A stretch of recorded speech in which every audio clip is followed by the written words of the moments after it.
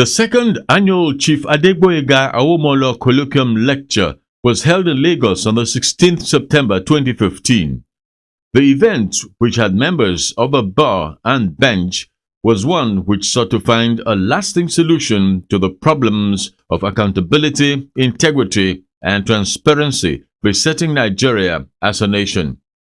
The Shehu Musa Yaradua Center, Abuja, was venue for the august event. Before the opening remarks were given by the distinguished chairman, Honorable Justice Ibrahim Tanko Muhammad, JSC, CON, his citation was read. Presently, Honorable Justice Ibrahim Tanko secures a position of justice at the Supreme Court. Congratulating members of the NBA for the concluded annual conference, he gave an overview of the topic under review. This was done with a sense of duty. The theme for this year's colloquium is accountability and integrity as pillars of national development. The chairman noted that accountability should involve all fields of human endeavors instead of limiting the discourse to a few areas only. He sees this necessity of accountability and integrity as drivers of any economy to a sustainable national development. He set the ball rolling by advising members of the audience to pay due attention to the panel of discussants. When I was the presiding justice of the Court of Appeal here in Abuja, so he came to me and he showed me a paper which he already sent to the NJC, single-handedly recommending me to be appointed to the Supreme Court. He stated all the qualities I never expect that he knew of those qualities, if at all they were my own qualities. He sent it to the NJC and he showed me a copy. Well, I told him, thank you, sir. It is only today I'm bringing out this very clearly for the whole world to know that I am indeed grateful. Another discussant and Justice of the Supreme Court, Honorable Justice Sisi Nweze, JSC, helped to broaden the scope of discuss on the twin terms of accountability and integrity. He was able to juxtapose these concepts alongside democracy and development. He saw to it that national development should go beyond economic development. He sought an anthropocentric approach to discuss these terms, which advocates a human angle to it. He saw economic indicators such as gross national product and gross domestic product as not having a direct link with the citizens' social and financial status. Without any attempts at anticipating either the guest lecturer or the discussants, it is easy to see that the Nobel laureate, Amartya Sen, was right in the assertion that democracy has an intrinsic value and should be a criterion in any reasonable definition of development. On my part, I take the humble view that national development ought to transcend mere economic development. In my view, development should be anthropocentric, that is, people-oriented. That is why the twin concepts of accountability and integrity should be the veritable pillars of national development. In the view of Honorable Ishaq Bello of the ICPC, he looked at the topic at hand from his hindsight experience in fighting corruption with the anti-graft body. He sought a strong partnership of all institutions, sectors, and the likes, basing its foundation on accountability, integrity, and transparency in order to entrench an equitable distribution of wealth among all citizens. Honorable Ishaq Bello took a heavy toll of consequences of not having these factors in place in a polity such as ours. Hence, he recommended a dutiful application of existing laws to check noticeable antisocial tendencies. There is the need to improve living conditions in all ramifications in a sustainable way so that today's consumption does not imperil the future. Sustainable national development should thrive to ensure that poverty and inequality of access to the good things of life is removed, if possible, or at least drastically reduced. National development must seek to improve security and means of livelihood. Inequitable distribution, provisions of health care, education, housing, and other essential services, all with a view to improving the individual and collective quality of the life of citizens. The keynote speaker was Professor Chidi Anselm Odenkalo, who was introduced by Mazi Afam Osigwe. Professor Chidi Odenkalo is the chairman of the National Human Rights Commission, in which capacity he advocates the rights and champions the well-being of the Nigerian masses. Professor Chidi Odenkalo put the lecture back on track with his delivery.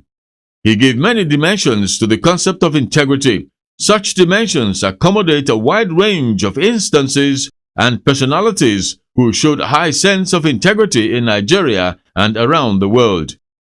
He bare the truth without any iota of doubt that as Nigerians, we need to face the reality of telling the truth to our leaders when they need such to lead us aright. As for self-respect and fairness, Professor Odenkalo said, there are some of the qualities one should possess to show integrity. On the compromised integrity system in Nigeria, Professor Chidi Odenkalo posited that the police, judiciary, and the civil service have a role to play in ensuring a positive integrity system, but that the prevailing situations repeatedly show a reverse of the norm from different sections of the society. He criticized the leadership in Nigeria for the unpopular body language means of communications. He said a leader must have a clear means of passage of information so that the intentions are not misconstrued. And a country without humble citizens is in trouble. We're a country without humble citizens, and we're a country in which people of integrity are rare because very few of us are willing to speak truth to power. It's all very well and good now for everybody to abjure the administration of Goodluck Jonathan. How many people were willing to tell him the truth when he was president? How many people were willing to give him the kind of advice that a president needed? And the same people are going to capture another presidency. Because when you look at Nigeria, the story of power is the story of the same characters masquerading in the corridors of power. And the question is, if we're not willing to confront these realities and tell ourselves the home truths, and we come here and continue saying, my Lord, we're wasting time in senior advocate of Nigeria. He did not fail to give kudos to the leadership qualities of the former INEC boss, Professor Tahiru Jaga, and his lieutenants, and Chief Adegboyega Awomolos, to have been able to lead a team whose motto was characterized by the concept of accountability and integrity. Still on the topic, the chairman of ICPC, Inta Ekpo Esquire, makes his submission. He saw accountability as when rights owners and duty bearers both deliver their sides of a deal. Besides, it is also the courage to own up to one's deeds or comments. On the contrary, curbing crime to him requires high technology means. On the means of protecting integrity, he opined that the law clearly makes provisions which must be followed. Here, the anti-graft bodies should understand their mandates and elements of corruption in order to guard against attending to issues ordinarily meant for other law enforcement agencies. He cited cases of criminality like rape and others which are being addressed by the ICPC. Accountability exists when rights holders and duty bearers both deliver on their obligations. Accountability is not a one-way process. It will not radiate from the person in government. There's a social contract between the citizen and government. And the social contract is very simple. I give up my right as a citizen to carry arms, to build my own roads, to provide my own borehole, to provide my security. In return, government provide me all these services. So for you to understand accountability, you must first start from the basis of the social contract that exists between the governed and those in government. Dr. Mrs. Sarah Alade, OON, CBN's Deputy Governor in charge of economic policy, who was represented by Mr. Omotunde Alade, gave her remarks. Titled, The Role of Accountability and Integrity in National Development, a Banking and Economic Perspective, she gave detailed in-house operational guidelines for the practices of the CBN. Few of those guidelines are provided by the statutory independence the CBN enjoys. Of course, accountability and transparency is not left in the background of the whole lot. This suffices to say that a self-regulating means are employed, such as International Financial Reporting Standard (IFRS), the Biometric Verification Number (BVN). The list is endless. The IFRS makes it possible for full disclosure of financial dealings of banks in tandem with best world practices, while the BVN provides for consolidation of multiple accounts of customers, regardless of where those accounts are domiciled. In the last global financial crisis, we noted that we ran into that problem because of accountability on the part of the banks and the bankers themselves, because people were very reckless with funds being actually deposited with them. And for me as a young banker, even when I started, the first thing you are told as a banker is that people are keeping your money with you because they trust you. And that implies that you should be a person of integrity for people to be able to trust you with their fund. Accountability demands that central banks conduct their monetary and financial policies in a transparent manner. They are required to inform the public of their actions and inactions regularly and engage the government and other stakeholders in taking certain decisions. Dr. Mrs. Alade branded Nigerian banks as the most regulated financial institutions in the world, a position well known to the IMF. In the remarks of Professor Walter Naya, he looked at the various social agents which have not played their parts well in the actualization of the concept under review.